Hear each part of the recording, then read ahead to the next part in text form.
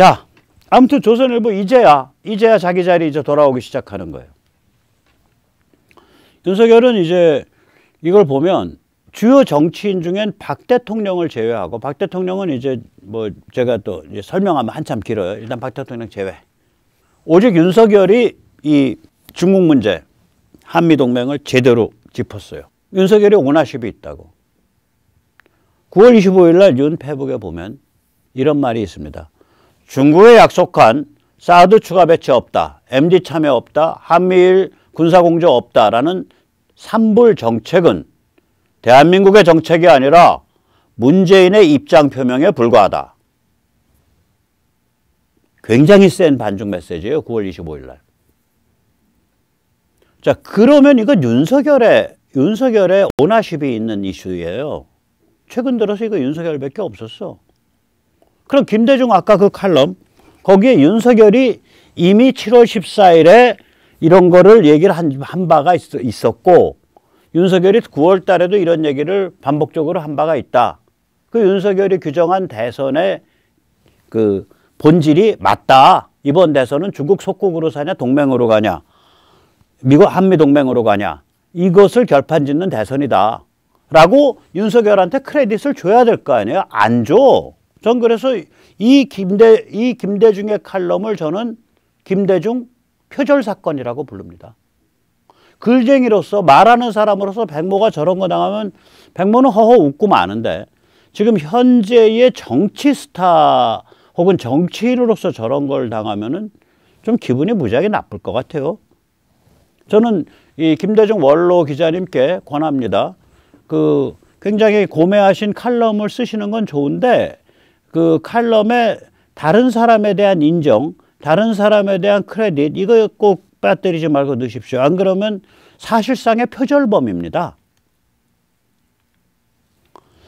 자, 이게 윤석열이, 제가 이걸 왜 오너십이 있다 그러냐. 사드 배치가 막 거론이 되는 2016년 뭐 이럴 때는 유승민이 그 사드 배치를 굉장히 옹호를 했었어요. 근데 2017년부터는 유승민이 사드 배치 언급이 없어. 그리고 이재명은 유승민에 대해서 뭐라고 공격하냐? 저 사람 자기 동네에 사드 들어오는 거 반대하던 사람이다, 이러고 공격을 해요. 유승민 거기에 대해서 효과적 방어 없는 것 같아. 사드 찬송론자였거든요. 열렬한 찬송론자. 유승민이 그 국방 우파로 포지셔닝 했었잖아요.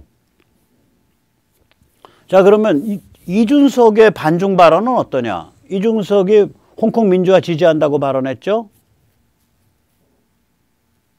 그렇죠? 그런데 이준석의 그 중국 그 싱하이밍인가 중국 그 외교부 사람 만났을 때 한 발언을 보면 글로벌리스트의 20년 묵은 착각을 얘기해요. 이런 말을 했어요. 중국이 대한민국 변화 과정을 그대로 겪을 겁니다. 부강함에 더해서 이제 문화의 수준과 사회제도의 발달이 있어야 할 때입니다. 이거 글로벌리스트들이 얘기하다 파산한 노가리인데, 이게 뭐냐면 중국이 세계시장 속에서 자본주의와 수출 경제로 성장을 하다 보면 저절로 자유화와 민주화의 방향으로 갈 수밖에 없다. 이게 글로벌리스트들이 지난 30년 동안 1990년경부터 25년 동안 노가리 풀다가 이게 파산했다라고 최종 선언한 게 트럼프 때고, 트럼프가 그거 선언한 지가, 이준석 똑바로 들으셔 당신, 선언한 지가 지금 한 4, 5년 됩니다. 그리고 그게 현실로 밝혀져서 이제는 월스트리트조차도 중국의 투자를 빼고 있는 상태가 됐어요. 근데 지금 이준석은 지금 뭔 소리 하고 있냐? 당신 미국 유학 가서 영어 책이라도 좀 읽다 왔나? 지금 저거 당신 얘기한 거 2015년, 2016년에 트럼프가 파산했다라고 선언한 거고, 그걸 담은 문서가 2017년 말에 만들어진 National Strategy Report, 국가 전략 보고서요. 그 무렵에 2018년 무렵에 폼페오, 그 다음에 트럼프 연설 보면 2025년 동안 저 중국이 자유화되고 민주화의 길로 갈 수밖에 없다라는 우리의 요망사항, 우리의 기대, 우리의 희망은 파산했다라는 얘기가 계속 반복되고 있다고. 그리고 그 이후에도 그게 더 증명됐고. 근데 지금 뭔 소리야? 2021년에, 2021년 가을에 중국 대사가 누구 만났을 때 이준석이 당대표로 만났을 때 한 소리거든요. 그래 놓고는 또 블룸버그랑은 민주주의의 적과 반드시 싸워야 합니다. 중국을 겨냥해서 홍콩 문제로. 그럼 이준석은 견적을 내보면 뭐냐면 경제결정론. 경제결정론이란 건 뭐냐면 자본주의가 발달하고 세계시장 속에서 중국이 성장했으니까 반드시 자유와 민주화 됩니다. 경제결정론이죠. Economic Determinism. 경제결정론과 표피적 반중이죠. 저 반중 가만히 보면 중국 안의 민주화, 홍콩 민주화를 얘기하죠. 그런데 한국 사람이 할 수 있는 진짜 반중이 있어요. 그게 뭐냐면 사드, MD, 가치동맹이에요. 윤석열이 얘기했어요. 윤석열 MD 얘기는 안 했지만 사드라는 게 큰 차원에서 보면 MD의 한 부분이거든요. MD, 미사일 방어 시스템. 왜 한국만 할 수 있냐? 특히 북한과 남한을 딱 놓고서 보면 한반도에 사드와 MD가 딱 들어오게 되면 중국은 힘을 못 써요. 지정학적 위치가 그래. 마치 1880년대에 영국이 거문도를 빌려달라. 거문도에 영국 해군이 들어오면 러시아 함대, 그때 러시아 함대는 한쪽은 여순에 있고 한쪽은 블라디보스톡에 있을 때입니다. 양쪽을 다 제어할 수 있다. 그러한 지정학적 위치가 1880년대 거문도가 지금은 한반도 전체에 관해서 사드와 MD로 되어 있는 거예요. 따라서 진짜 반중하냐 안 하냐에 딱 그 저울은 어디냐면 홍콩 민주화 지지합니다. 중국도 결국은 민주화 가야죠. 이런 거는 그건 가짜 반중일 수 있어요. 그냥 무늬만 반중이에요. 진짜 반중은 뭐냐면 사드와 MD를 보면 됩니다. 사드, MD 얘기는 안 하고 자체 핵무장해야죠. 자체 핵무장해야죠. 이런 사람들은 무지한 사람이거나 간첩이에요. 사드, MD 얘기 안 하고 자체 핵무장만 얘기한 사람, 원유철, 홍준표, 서경석, 김태우, 신원식. 저런 분들이랑 그래서 말 안 섞어요. 둘 중에 하나거든. 무지하든지 간첩이든지. 어느 경우든 나랑 말 섞을 이유가 없죠.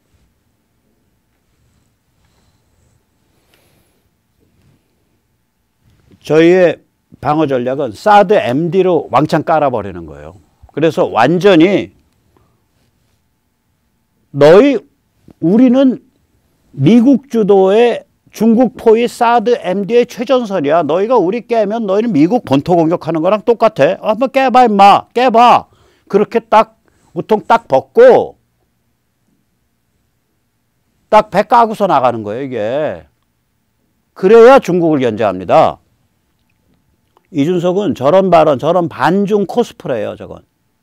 근데 저 발언에 가장 유사한 발언이 뭐였냐고. 사드 MD 가치동맹. 윤석열 발언이에요.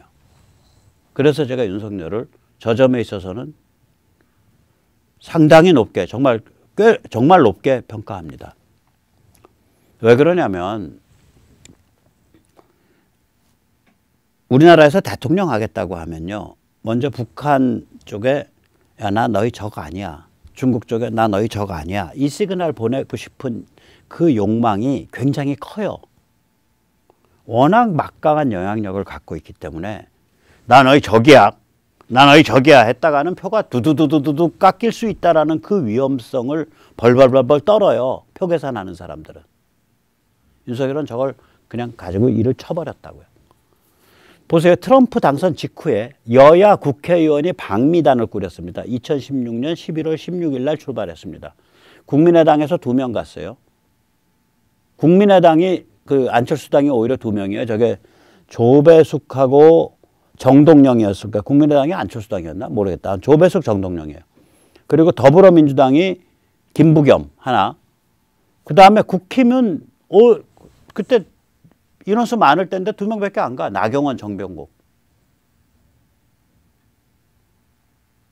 가서 자, 저 때가 사드 갖고 막 얘기하고 박근혜 대통령에 대해서 하야 하냐 마냐 뭐 이런 얘기할 때요.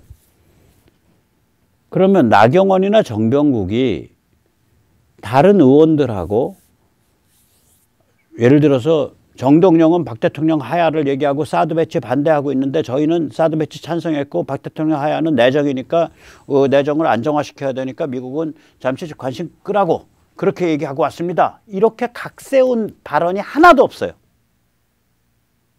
정병국이나 나경원이. 오히려 정동영이 뭐라 그랬냐면 한반도 안보요? 그거 사드로 높아지는 거 아닙니다. 박근혜 제거해야 한반도 안보가 강화돼요. 한반도 안보 불안은 박근혜가 몸통입니다. 정동영이 그런 극언을 했을 때 나경원이나 정병국이가 나서가지고 정동영을 저격을 안 했어요. 저 거의 손잡고 가잖아 지금.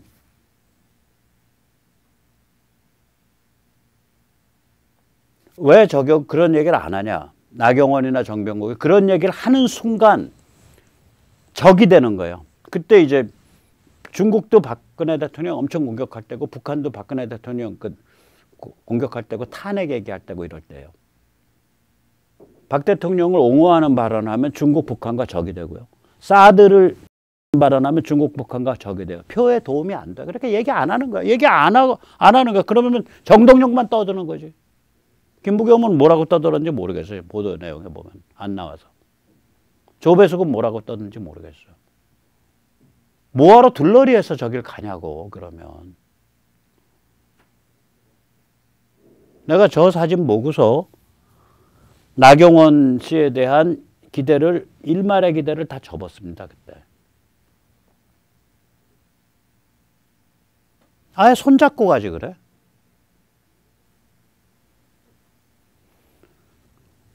그러니까 윤석열의 발언은 사드 배치와 개성공단 철수 박 대통령의 가장 빛나는 업적들인데 저런 게 그거 이후에 사실상 최초로 중국과 각을 세운 발언이에요. 저게.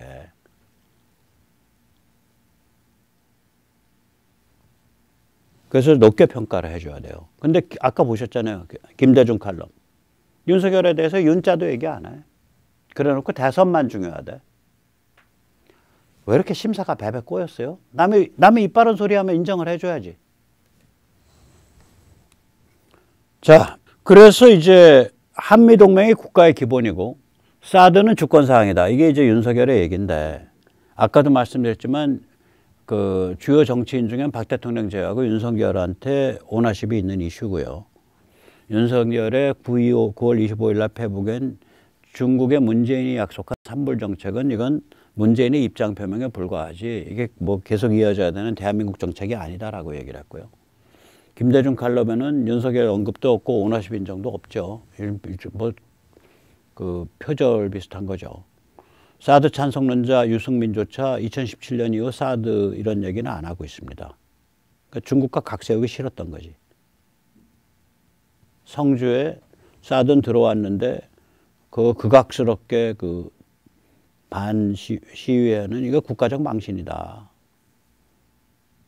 이런 자기가 그 대구 경북 쪽인데도 불구하고 그런 얘기 안 하죠.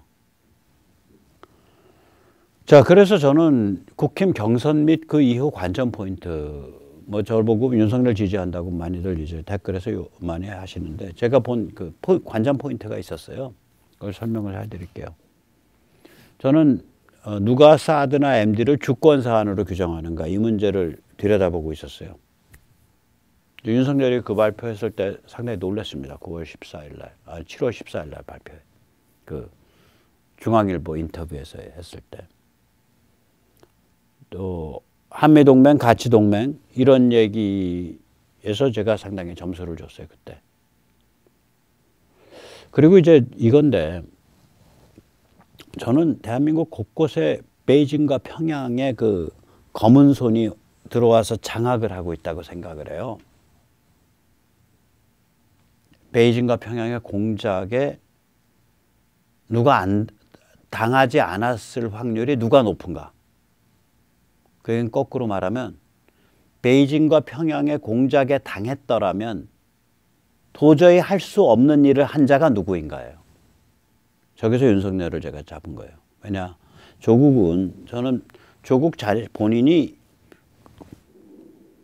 알고 있든 모르든 간에 조국 뒤에는 저는 평양과 베이징이 있다고 생각을 합니다.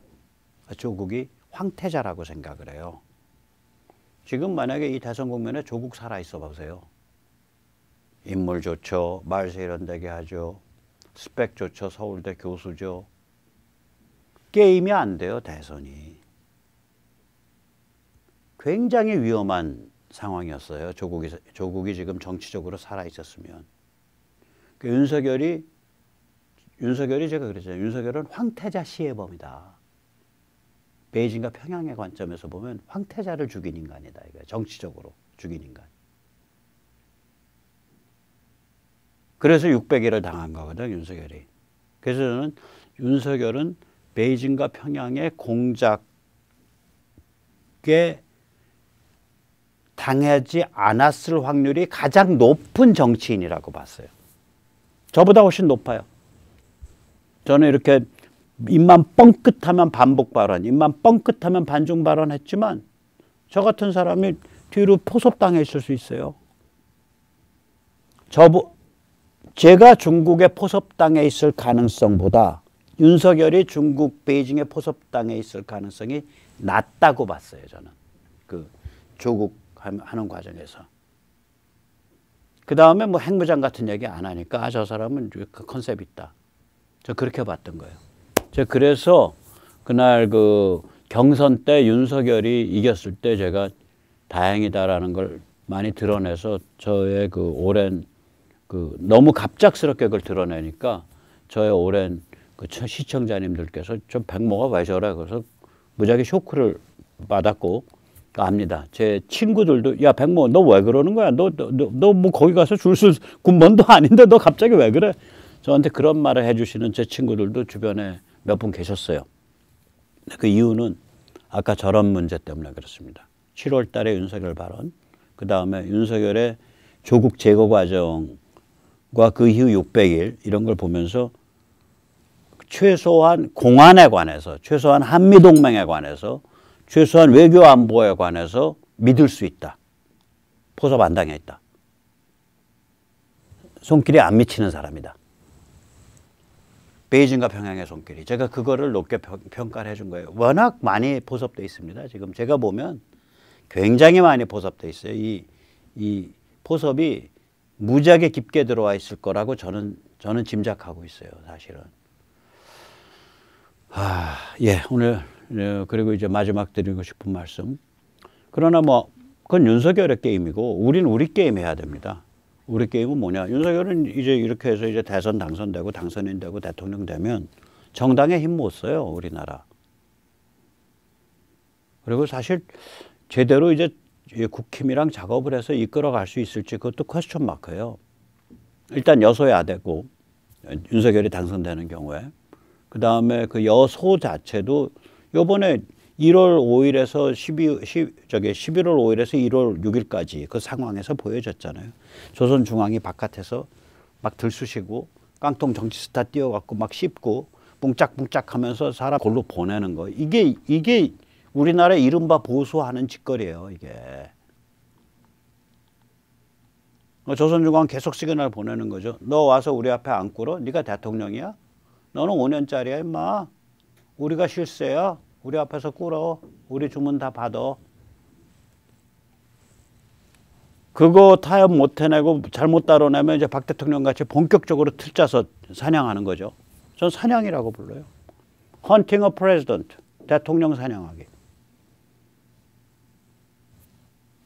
자, 그건 그 사람이 감당해야 될 몫이에요. 그것과 별개로 우리 자유시민이, 자유롭고 독립적인 개인이 정당을 통해서 어떻게 정치에 작동할 거냐. 그 게임이 남아있다고요. 굉장히 중요한 게임이에요. 그게 공화국이에요. 그래서 지금 당장 정정당당에 가입해 주십시오. 국힘 평당원 네트워크 만들어 가야 됩니다. www.jgdd.kr. 그리고 정정당당은 무결선거 네트워크, 그러니까 선거 참관 감시 운동, 무결선거 네트워크 및 교육감 후보 단일화 운동 마이초이스와 함께 합니다. 네, 그럼 오늘 여기까지 모시겠습니다. 감사합니다.